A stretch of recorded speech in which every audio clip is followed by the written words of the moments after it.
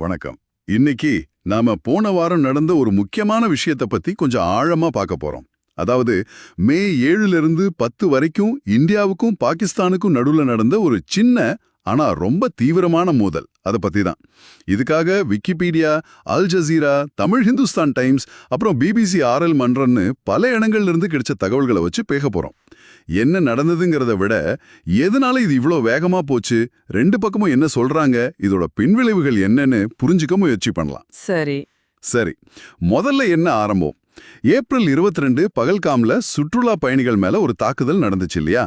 அதுக்கு பதிலடியா தான் மே 7 அன்னைக்கு இந்தியா வந்து ஆபரேஷன் சிந்தூர்னு ஒரு பேர்ல பாகிஸ்தான் மேல ஏவுகணை தாக்குதல் நடத்தினாங்க.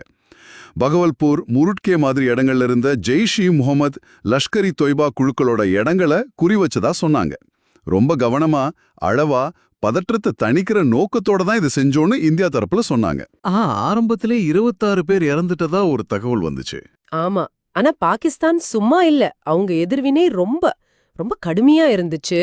பிரதமர் ஷெபாஸ் ஷெரீப் உடனே தேசிய பாதுகாப்பு கவுன்சில் கூட்டத்தை கூட்டினாரு. பதிலடி கொடுக்க பாகிஸ்தானுக்கு உரிமை இருக்குன்னு ரொம்ப உறுதியா சொன்னாரு. முக்கியமா பாத்தீங்கன்னா இந்தியாவோட 5 போர் விமானத்தை சுட்டு வீழ்த்திட்டோம்னு சொன்னாங்க. அதுல ரஃபேலும் ஒண்ணு. ரஃபேல் விமானமா? அது உண்மையா இருந்திருந்தா பெரிய விஷயம் இல்லையா? ஏன்னா போர்க்களத்துல ரஃபேல் வீழ்த்தப்படுறது இதுவே முதல் முறையா இருக்கும். ஆமா, அது பெரிய செய்தியா இருந்திருக்கும். ஆனா இந்தியா சொன்ன மாதிரி ராணுவ இலக்க தான் தாக்கணுங்கிறத பாகிஸ்தான் ஏத்துக்கல. அவங்க என்ன சொன்னாங்கன்னா, இந்த தாக்குதல்கள்ல 40 பொதுமக்கள் கொல்லப்பட்டாங்க, 121 பேர் காயம் அடைஞ்சாங்க, அப்புறம் நூர்கான் மாதிரி சில முக்கியமான விமான தளங்கள் கூட தாக்கப்பட்டிருக்குன்னு மே 13 அன்னைக்கு சொன்னாங்க. அப்போ அடுத்தடுத்த நாட்கள்ல ரெண்டு பக்கமும் தாக்குதல்கள் தொடர்ந்திருக்கு. மே 8 அன்னைக்கு அம்ரித்சரஸ் மாதிரி இந்திய நகரங்கள் மேல பாகிஸ்தான் ட்ரோன் ஏவுகணை தாக்குதல் நடத்தினதாகவும் அதை இந்தியா தங்களோட S-400 அதாவது சுதர்ஷன் சக்ரா வச்சு தடுத்துட்டதாகவும் இந்தியா சொன்னாங்க. ஆனா பாகிஸ்தான் இதை ஒத்துக்கல. அவங்க என்ன குற்றம் சாட்டினாங்கன்னா, இந்தியா வேணும்னே தன்மேலேயே தாக்கிக்கிட்டு சீக்கியர்கள் மத்தியில பாகிஸ்தானுக்கு எதிராக ஒரு வெறுப்புணர்வை உருவாக்க பாக்குதுன்னு சொன்னாங்க. அதே நேரத்துல இந்தியாவோட 12 ட்ரோன்களை அதுல ஹேரோப் ட்ரோனும் அடங்கும், அதை சுட்டு வீழ்த்திட்டதாவும் பாகிஸ்தான் சொன்னாங்க. இதுல யார் சொல்றது சரிங்கிறதுல பெரிய குழப்பம் இருந்திருக்கு போல. உயிர் சேதம் பத்தின தகவல்களும் மாறி மாறி வந்திருக்குமே. நிச்சயமா. மே 9 அன்னைக்கு பாருங்க, இந்தியா சொன்னது 100 பயங்கரவாதிகள் கொல்லப்பட்டாங்கன்னு. பாகிஸ்தான் முதல்ல 40-50 இந்திய வீரர்கள்னு சொன்னாங்க. அப்புறம் என்னமோ அதை 25ன்னு மாத்திட்டாங்க. இந்தியா தரப்புல என்ன சொன்னாங்க? இந்தியா வந்து தங்களோட 5 வீரர்கள் இறந்துட்டாதாகவும், பாகிஸ்தான் தரப்புல 35-40 வீரர்கள் வரைக்கும் இறந்திருக்கலாம்னு சொன்னாங்க. கடைசியா பாகிஸ்தான் என்ன உறுதிப்படுத்தினாங்கன்னா, அவங்க தரப்புல 6 விமானப்படை வீரர்கள், 5 ராணுவ வீரர்கள், அப்புறம் 40 பொதுமக்கள் இறந்துட்டாங்கன்னு சொன்னாங்க. இந்த நம்பர்ஸ்லயே எவ்ளோ வித்தியாசம் பாருங்க. இதுவே ஒரு மாதிரி தகவல் போர் மாதிரி இருக்கு. ஆமா, நிச்சயமா. இந்த தகவல் குழப்பத்துக்கு நடுவுல மே 10 அன்னைக்கே மறுபடியும் இந்தியா தாக்குதல் நடத்தினதா செய்தி. இஸ்லாமாபாத், லாகூர், ராவல்பிண்டி, அப்புறம் முக்கியமா சில விமான தளங்கள் ரஃபீகி, முரிட், சக்லாலா இந்த மாதிரி இடங்கள்ல ஏவுகணை தாக்குதல் நடந்ததா சொல்றாங்க. பாகிஸ்தான் அதை தடுத்துட்டோன்னு சொன்னாங்க. இந்த தாக்குதல்கள்ல பயன்படுத்தின தொழில்நுட்பம் பத்தி கூட ஒரு சுவாரஸ்யமான விஷயம் இருக்கு. தமிழ் ஹிந்துஸ்தான் டைம்ஸ்ல ஒரு கட்டுரை வந்துச்சு. ஆமா, அந்த கட்டுரை ஸ்கால்ப், ஹேமர் மாதிரி ஏவுகணைகளை பத்தி சொல்லுது. இந்த ஏவுகணைகள் வந்து GPS, அதாவது செயற்கைக்கோள் வழிகாட்டுதல் மூலமா போறது. அப்புறம் ரேடார் ஹோமிங்னு சொல்றாங்க, அதாவது இலக்கோட ரேடார் சிக்னலை வச்சு துரத்திட்டு போறது. சிலது லேசர் வழிகாட்டுதல்ல கூட இயங்கும். இதனால ரொம்ப தூரத்துல இருந்தும் துல்லியமா தாக்க முடியும்னு அந்த கட்டுரை விளக்குது. அப்போ இந்தியா சொன்ன அந்த துல்லிய தாக்குதலுக்கு இந்த டெக்னாலஜி ஒரு காரணமா இருந்திருக்கலாம். சரி, இவ்ளோ தீவிரமா போன சண்டை ஆனா ரொம்ப சீக்கிரமாவே முடிவுக்கு வந்த மாதிரி தெரியுது. ஆமா, ஆச்சரியமா மே 10 இல்லனா 11 வாக்குல ஒரு போர் நிறுத்த ஒப்பந்தம் வந்துருச்சு. பாகிஸ்தானோட வான்வழியெல்லாம் திரும்ப திறந்தாங்க.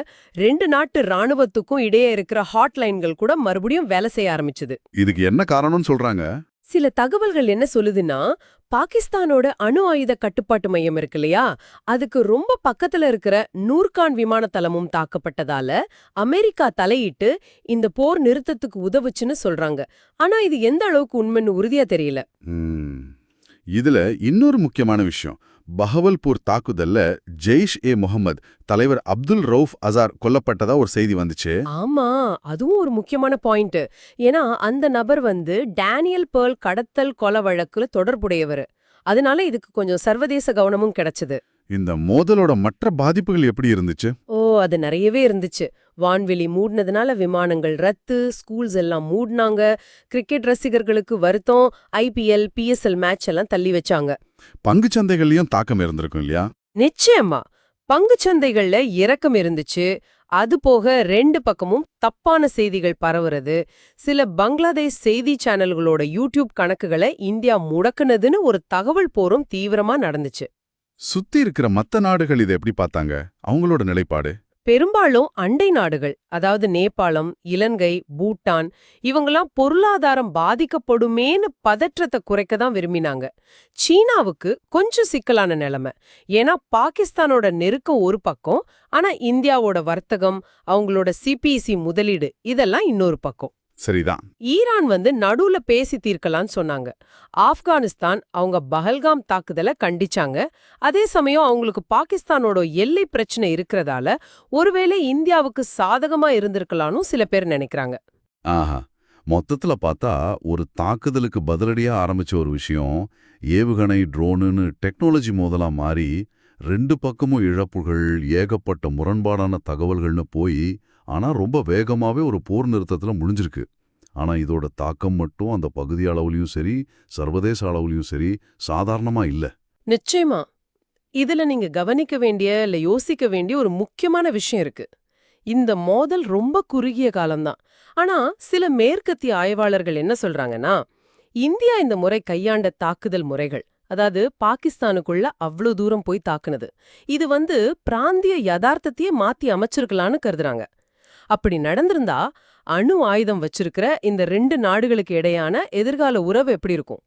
தெற்காசியாவோட நீண்ட கால ஸ்திரத்தன்மைக்கு இது நல்லதா இல்ல இன்னும் பிரச்சனைகளை கொண்டு வருமா? இத பத்தி நீங்க என்ன நினைக்கிறீங்க? யோசிச்சு பாருங்க.